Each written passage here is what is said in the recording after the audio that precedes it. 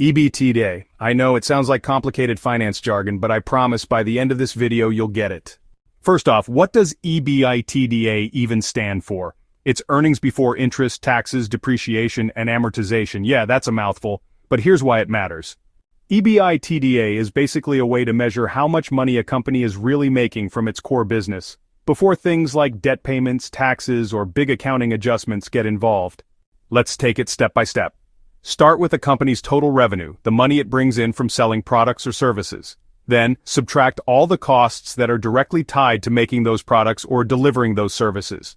What you get is called operating profit.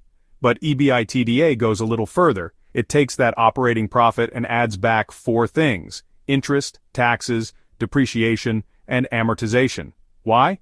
Because these items can vary a lot depending on how a business is financed, where it's located, or what kind of equipment it owns. By leaving them out, EBITDA gives you a cleaner look at how the business itself is actually performing.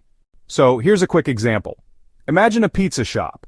After paying employees and buying ingredients, they have $100,000 left. But maybe they owe some money on a loan, so they pay interest. They also pay taxes, and maybe their pizza oven loses value every year. That's depreciation. EBITDA ignores all of that and just focuses on the cash the shop is generating from making and selling pizza.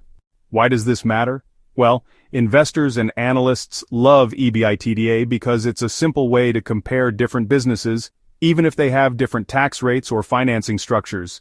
It's not perfect. Some people say it can make a business look healthier than it really is because it ignores important costs. But used correctly, it's a super helpful tool for understanding the real earning power of a company.